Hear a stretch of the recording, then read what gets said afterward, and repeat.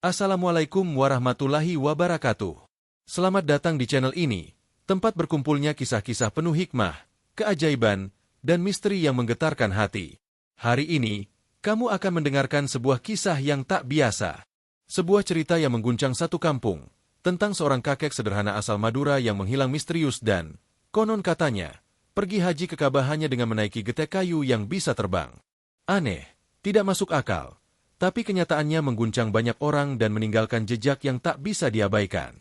Cerita ini kami suguhkan dengan alur naratif yang menyentuh, penuh teka-teki, dan syarat pesan spiritual.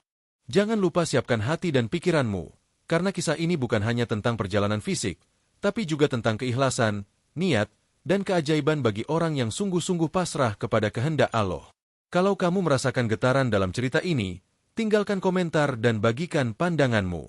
Cerita ini fiktif. Tapi siapa tahu, mungkin ada hal-hal gaib yang lebih nyata dari yang kita bayangkan. Klik like, subscribe, dan aktifkan loncengnya, supaya kamu nggak ketinggalan cerita-cerita luar biasa lainnya. Selamat menyimak, dan semoga cerita ini mengetuk hatimu. Fajar baru saja menyibak langit desa Tambak Gede, sebuah pelosok kampung di ujung Madura yang jarang disebut orang.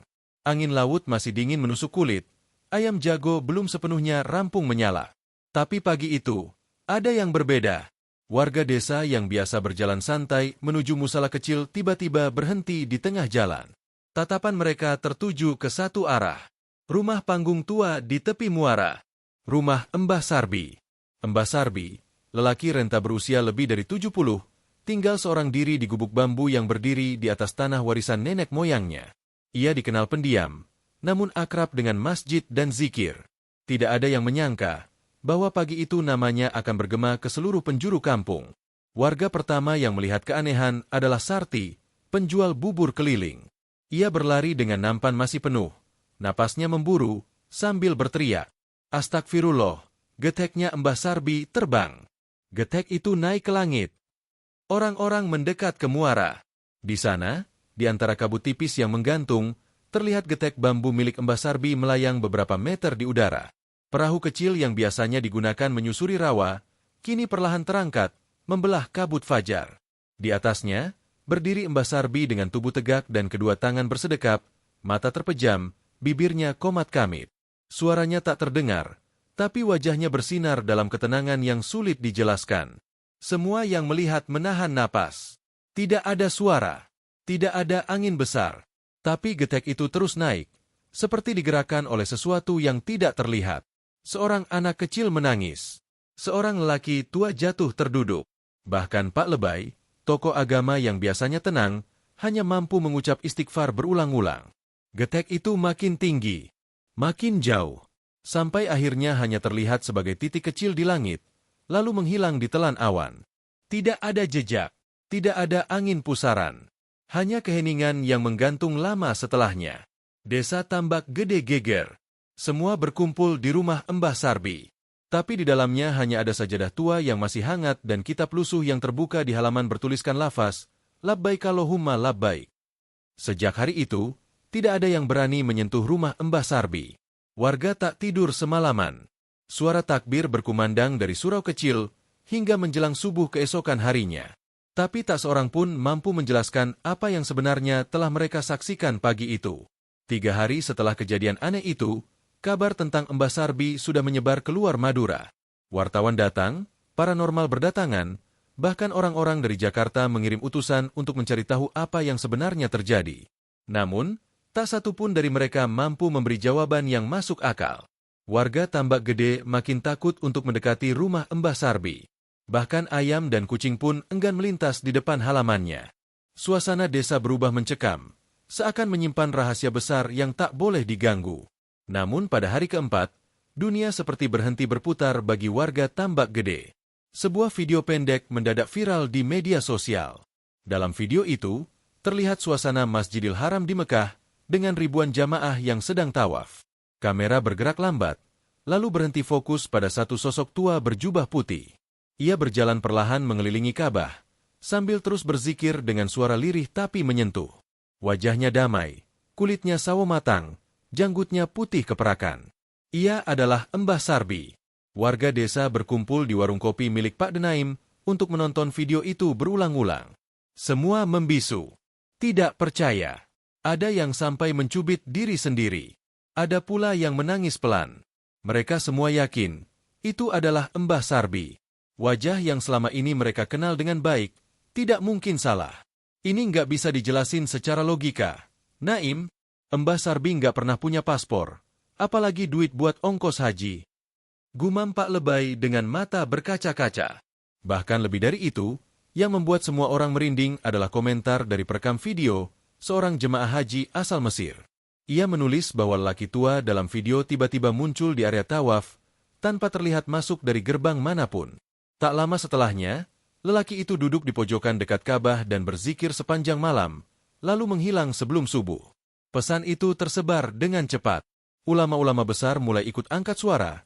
Beberapa menyebut ini sebagai karomah hamba soleh, sementara yang lain memilih diam, tak sanggup memberi tafsir.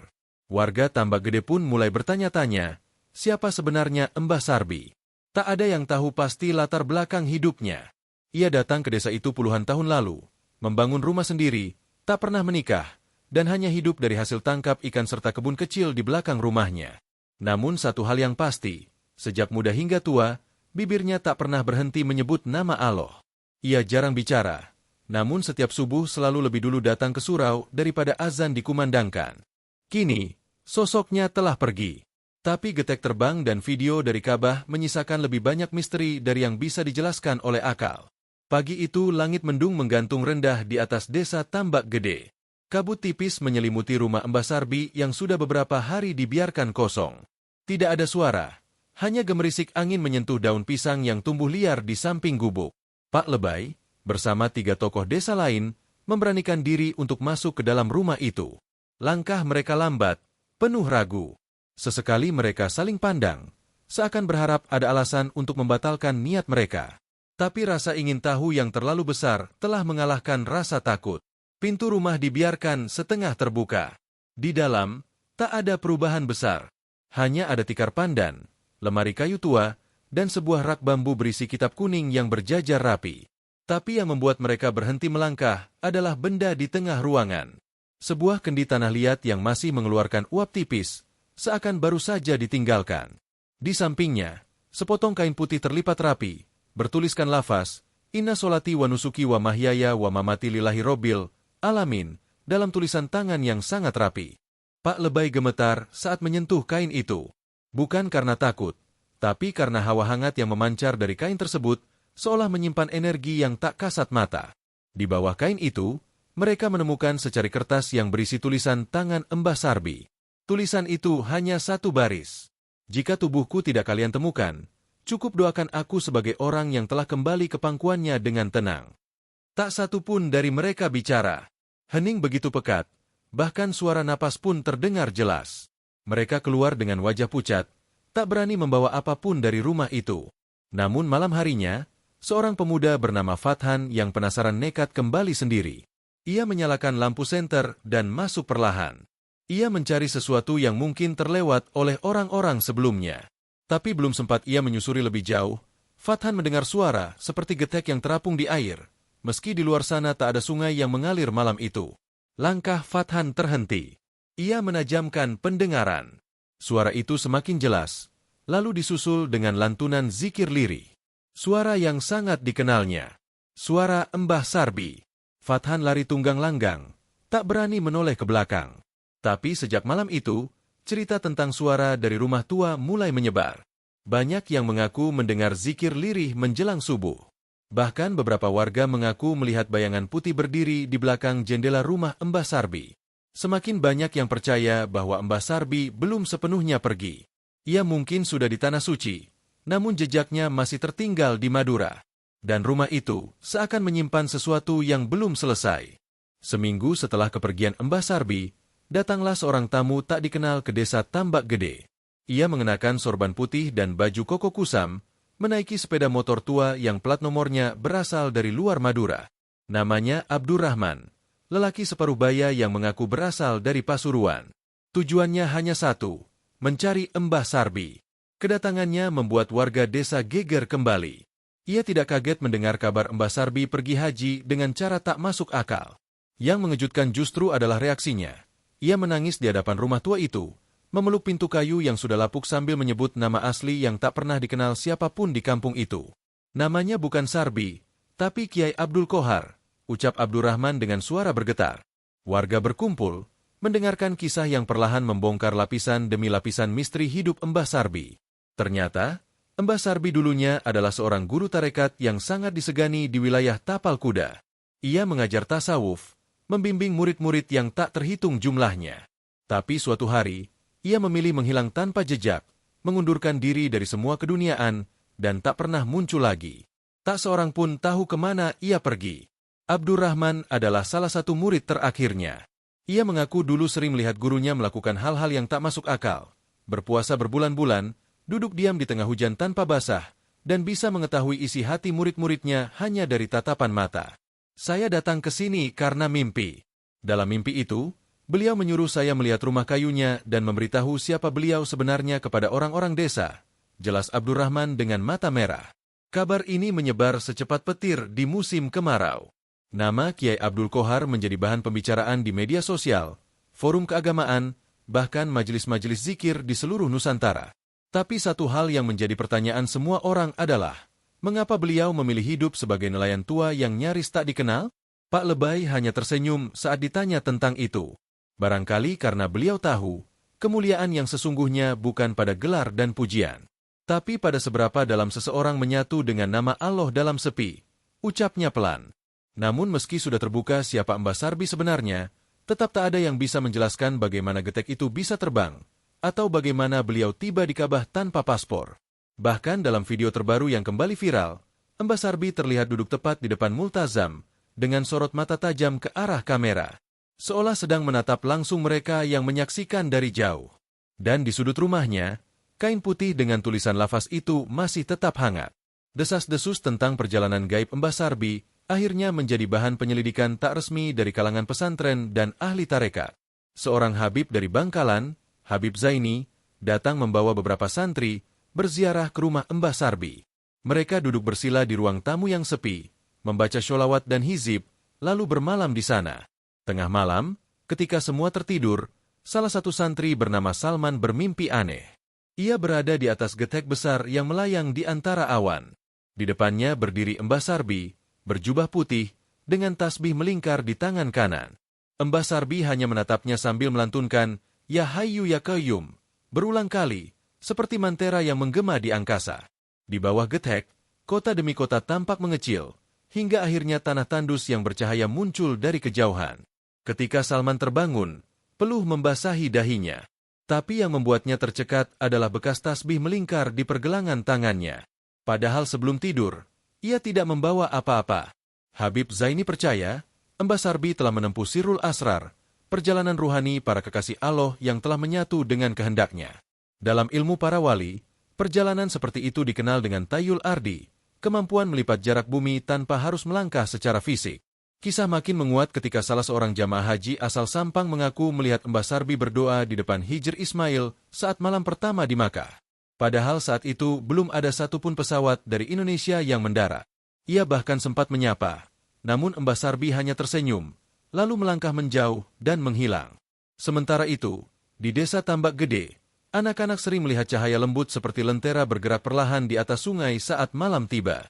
Mereka bilang, itulah getek terbang milik Mbah Sarbi yang kembali menengok kampungnya. Para tokoh desa akhirnya mendirikan langgar kecil di samping rumah Mbah Sarbi. Di sana, orang-orang datang setiap malam Jumat. Mereka membaca Yasin, zikir, dan berdoa agar diberi petunjuk serta keteguhan hati seperti beliau. Namun belum ada yang tahu bahwa jejak perjalanan gaib itu masih menyisakan satu misteri besar. Sebuah benda yang tertinggal di Ka'bah, dengan asal-usul yang hanya diketahui oleh dua orang saja, Mbah Sarbi dan seseorang yang sedang dalam perjalanan menuju Tambak Gede membawa pesan terakhir dari Tanah Suci. 3 minggu setelah Mbah Sarbi menghilang dan berita keajaibannya tersebar ke seluruh penjuru negeri, sebuah kiriman aneh datang ke desa Tambak Gede. Kiriman itu dibawa oleh seorang kurir yang mengaku dititipkan langsung oleh seorang petugas kebersihan Masjidil Haram. Kotaknya kecil, dibungkus kain putih bersulam lafaz Allah, dan ditujukan langsung kepada warga desa Tambak Gede, penerima, siapapun yang percaya. Warga berkumpul di langgar kecil, Penasaran? Pak Lebay diminta membuka kotak itu di hadapan semua orang. Begitu tali dibuka, isinya membuat seisi ruangan menahan napas. Di dalamnya tergeletak sebuah batu kecil berwarna hitam kehijauan, bulat, dan mengeluarkan aroma wangi yang menenangkan. Bersama batu itu, ada secari kertas lusuh, ditulis dengan huruf Arab gundul yang hanya bisa dibaca oleh orang-orang yang mengerti ilmu kuno. Habib Zaini diminta membacanya perlahan. Isinya adalah pesan dari Mbah Sarbi. Wahai saudara-saudaraku, jangan kalian mencari aku pada jasad, sebab jasad adalah titipan, dan yang sejati adalah niat yang tidak pernah mati. Barang siapa mengalirkan air ke sungai hatinya, akan sampai kepada samudra yang sejati. Jangan gundah jika kalian tidak melihatku lagi, sebab aku tidak pernah pergi, hanya berpindah dari rupa menjadi rahasia. Simpanlah batu ini. Ia bukan jimat, bukan harta. Tapi ia saksi bahwa sesuatu yang tak tampak bisa lebih nyata dari yang terlihat. Aku doakan kalian semua sampai pada tujuan yang hakiki. Tangis pecah di langgar itu. Warga, yang dulu menganggap Mbah Sarbi sekadar kakek tua nyentrik, kini bersujud haru. Ada sesuatu dalam pesan itu yang membuat hati mereka tergetar, lebih dalam dari apapun yang pernah mereka dengar dari mimbar atau ceramah. Batu itu kini disimpan dalam kotak kaca kecil di langgar. Tapi bukan itu yang membuat desa berubah. Setelah pesan itu, satu persatu kejadian aneh mulai muncul. Hasil panen petani meningkat tanpa sebab jelas. Seorang anak yang dulunya bisu mulai bisa mengucapkan kalimat zikir. Dan yang paling menggetarkan, seorang pemuda pengangguran mendadak menjadi hafidz dalam waktu 40 hari setelah sering bermalam di langgar itu. Namun semua perubahan itu seolah hanyalah awal dari sesuatu yang lebih besar.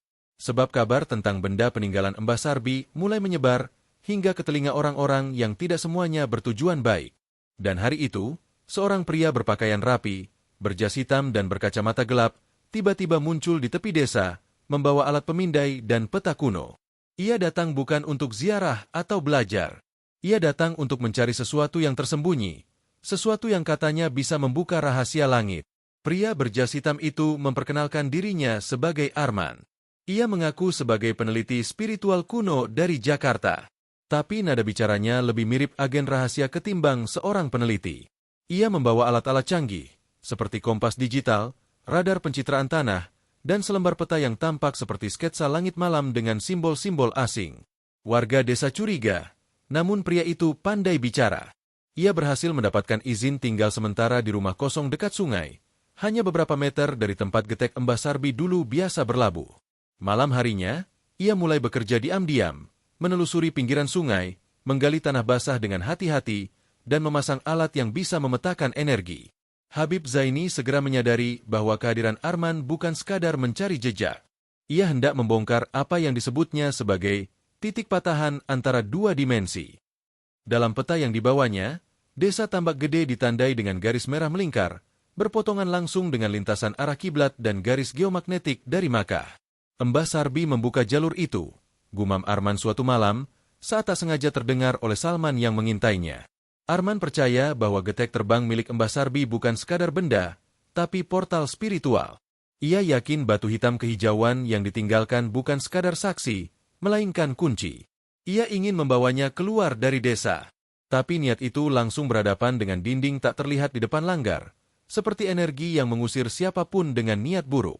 Malam itu, badai datang tanpa peringatan. Petir menyambar di langit Tambak Gede, dan air sungai meluap naik tak biasa. Arman, yang mencoba mendekati langgar, terpental sejauh 5 meter. Ia berteriak, tubuhnya menggigil, lalu lari tanpa menoleh lagi. Sejak malam itu, ia menghilang. Rumah yang ia tinggali ditemukan kosong, hanya meninggalkan peta lusuh dan alat pemindai yang hangus terbakar. Keesokan harinya, warga menemukan sebuah papan kayu kecil tersangkut di aliran sungai. Di permukaannya, tertulis kalimat yang membuat seluruh kampung membisu. Yang terbang bukan perahu, tapi niat yang tak pernah padam. Yang sampai bukan tubuh, tapi jiwa yang menyatu dengan kehendaknya. Getek terbang milik Mbah Sarbi tak pernah terlihat lagi. Tapi setiap malam Jumat, cahaya samar seperti lentera menari di permukaan sungai, menyisakan keheningan yang sakral dan tak terjamah. Dan di langgar kecil itu, batu hitam tetap dijaga. Bukan sebagai benda keramat, tapi sebagai penanda bahwa di sebuah desa sunyi di Madura, Pernah ada seorang kakek ajaib yang menembus langit hanya dengan zikir dan kayu sederhana, mengajarkan dunia bahwa mukjizat masih ada bagi mereka yang percaya dan benar-benar pasrah kepada kehendak Allah. Cerita ini menggambarkan betapa kekuatan niat yang tulus dan keyakinan kepada Allah mampu menembus batas logika dan ruang. Dalam kehidupan nyata, kita diajarkan untuk tidak meremehkan doa, zikir, dan keikhlasan, karena bisa jadi itu menjadi jalan datangnya pertolongan yang tidak terduga. Harta, teknologi, dan gelar tidak selalu menjadi jembatan menuju kedekatan dengan Allah, tetapi hati yang bersih dan penuh pasrah bisa membuka jalan yang tak kasat mata. Sebagaimana firman Allah dalam surat At-Talaq ayat 23, "Barang siapa bertakwa kepada Allah, niscaya Dia akan membukakan jalan keluar baginya, dan memberinya rezeki dari arah yang tidak disangka-sangka. Dan barang siapa bertawakal kepada Allah, niscaya Allah akan mencukupkan keperluannya." Cerita ini adalah fiktif belaka yang dikisahkan seolah nyata, dengan tujuan untuk diambil pelajaran dan hikmahnya. Terima kasih telah menyimak cerita ini sampai akhir. Jika kamu merasa tersentuh, tercerahkan, atau sekadar terhibur, silakan tinggalkan komentar, klik like, dan jangan lupa subscribe agar tidak ketinggalan kisah inspiratif berikutnya. Sampai jumpa di cerita selanjutnya.